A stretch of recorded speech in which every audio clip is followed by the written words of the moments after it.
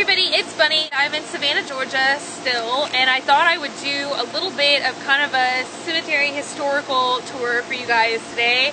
It's not too ghostly, but I thought maybe for some of you who've been missing my paranormal videos that y'all might be interested in this. So behind me, as y'all can see, there are some tombstones lined up against the wall, and there's two reasons for this. There are still, I believe, about 600 and something marked graves in this cemetery, but actually there's over 10,000 people buried here.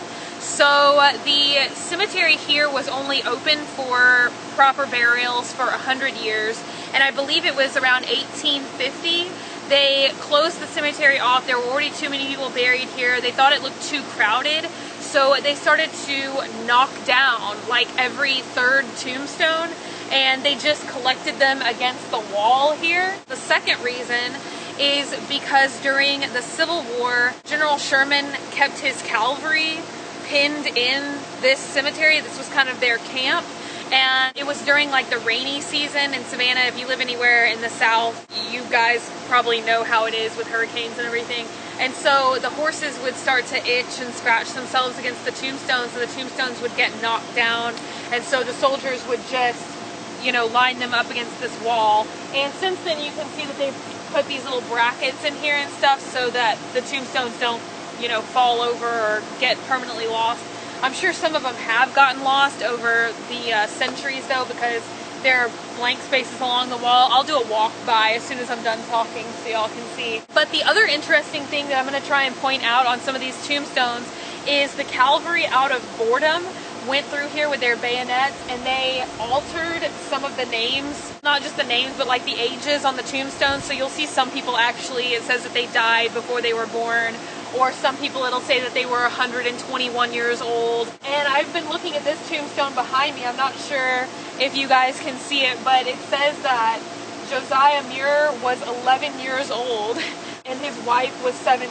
So 11 seems a little bit young to be married and have a kid, but you never know. So I'm going to try and go around the cemetery. There are several interesting kind of stories. Some of them are a little bit ghostly, but I'm just going to try and show y'all some of the historical stuff around here, because I think it's pretty interesting. That's why this is one of my favorite places to come and visit, because it's really rich and all kinds of interesting history and stuff like that. So I'm going to do a walkthrough, and I'll try and stop in front of a couple other interesting places and tell y'all about some other stuff. So, but right now I'm going to show y'all this entire wall, all the way as far as the eye can see. Down there is more of these headstones that have been propped up against the wall. So let's do that now.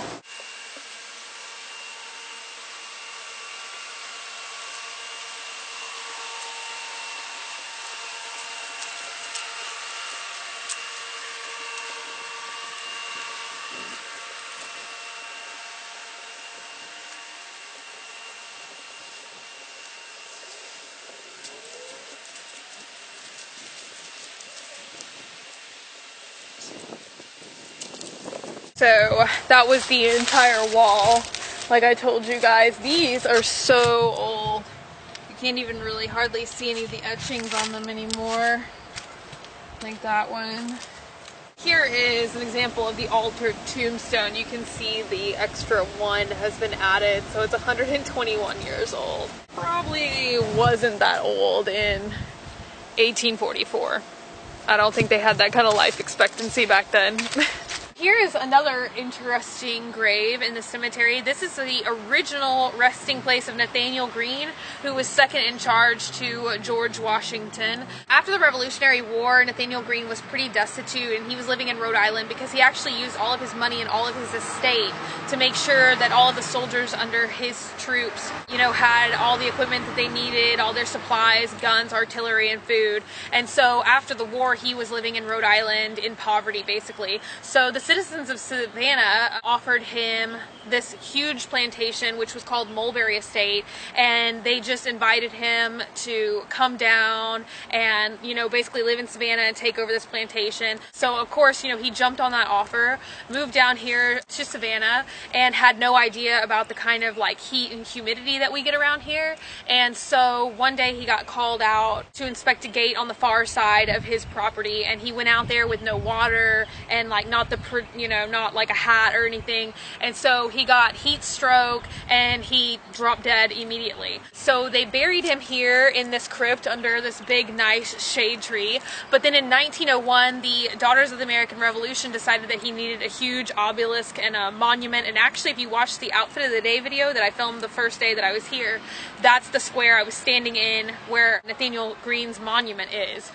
So they moved him over there, but it gets a lot of sunlight and everything like that. And so that's where the ghostly part comes in, is they say that the ghost of Nathaniel Greene can be seen around these streets. And people think that he's a historical reenactor because he's wearing a tri-corner hat and, you know, period dress of the day. But they say that he comes back here to rest in this crypt because he doesn't like the new grave where they moved him. So they say that he comes back here to his cool crypt under the shade tree. So this is his grave right here, and I'll go ahead and walk you guys around so y'all can kind of see it in more detail.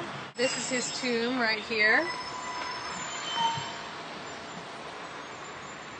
and there's the plaque. Y'all can see that, but see, it's under this nice big shaded tree.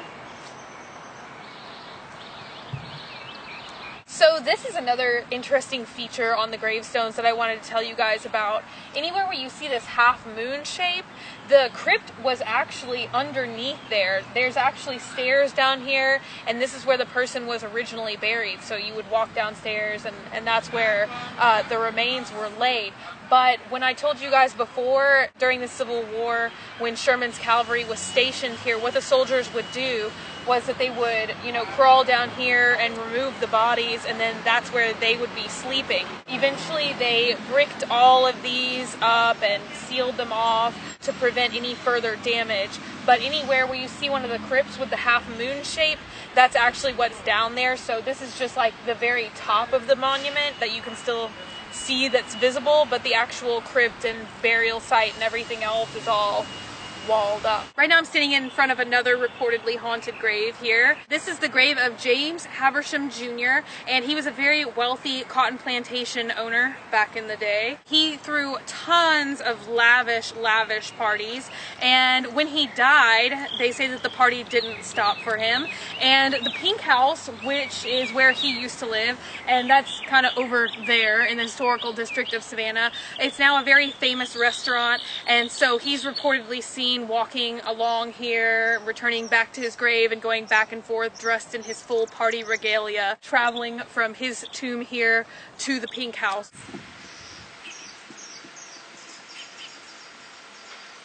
Right now I am on the gravesite of Button Gwinnett, and he was a signer of the Declaration of Independence, and this is kind of a two-part ghostly story here. He had a long-standing disagreement with a general named General McIntosh, and General McIntosh and Button Gwinnett actually got into a duel. So the duel between these two gentlemen was actually back over here. That's where the dueling grounds was. It was not uncommon to settle disagreements back in the day by having a duel. And so during this duel, General McIntosh shot Button Gwinnett in the leg, and they thought it was just going to be a minor wound. It just fractured his leg, but actually within 48 hours of being shot in this duel, he got gangrene and he died. And General McIntosh lived, I believe, for about another 40 years after this. But ironically, when he died, they buried him just about, 60 yards across from his lifelong enemy. And so they say that on foggy nights that you can see the two duelers rising from the grave,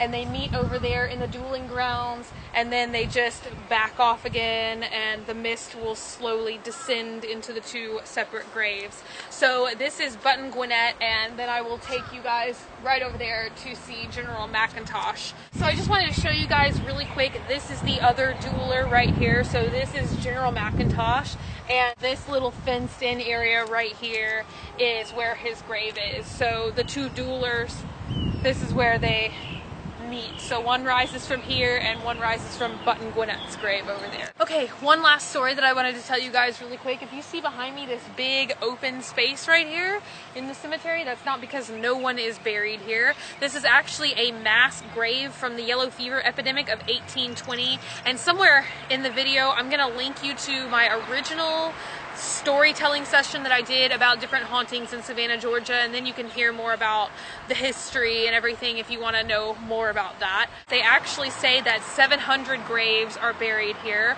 but in the 1980s, some surveyors came out here just to kind of try out some new ground-breaking penetrating radar type of equipment. I'm not a geologist, let's just say that that's what it is.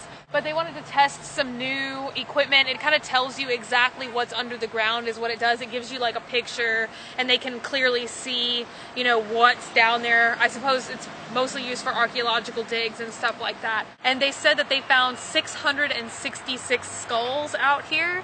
And I know that that's super, super creepy, but that is what they say. And if you notice behind me, there's now all of these fences around the graveyard. This graveyard used to just be open 24 hours a day, and there used to be no lights out here or anything else. Well, after the word got out that there was 666 skulls in here, I'm not sure if y'all know about this or not, Savannah and Charleston, places like that, still very heavy in voodoo practices, voodoo beliefs. And so once word got out that this was an area where 666 people were, it became the area for all kinds of voodoo practices, and people were actually like, you know, just leaving all kinds of talismans and stuff around here. And so that is why the city erected these gates, and it's not nighttime now so you can't see, but this is extremely well lit at night. There's so many lamps and lanterns, and there's actually a 24-hour guard on duty with the license to kill. So it's not a good idea to come to Colonial Park Cemetery at night after the gates are locked. And I believe this cemetery closes at 7. So after 7 o'clock, you only want to stay on the outside of the graveyard. Now, the other interesting thing that I was going to tell you guys about the fenced-in area is that kind of how I was telling you where the tombstones were propped up against the wall over there. This graveyard, this is 10% of how large it used to be. It used to expand way into the streets median over there, and about a block or two that way, and about 4 blocks that way. But when, you know, with the invention of cars and everything else and the expansion of the city, they actually just, that was the other reason why they started knocking tombstones down. They just took them down, propped them up against the wall, and, you know, just brought the streets in here. And so these streets that people are driving on and that sidewalk that you walk on right there, you're actually walking on people's graves, and we don't know whose grave it is. So that's a little fun tidbit right there. So I hope you guys enjoyed my little ghostly, kind of creepy graveyard tour for you guys. Please take a minute to subscribe, comment down below, let me know what you think. Feel free to share any ghost stories of your own. You can like me on Facebook, facebook.com/graveyardgirl, or you can follow me on Twitter, Tumblr, or Instagram @graveyardgirl as well. And I will see you guys later. Bye.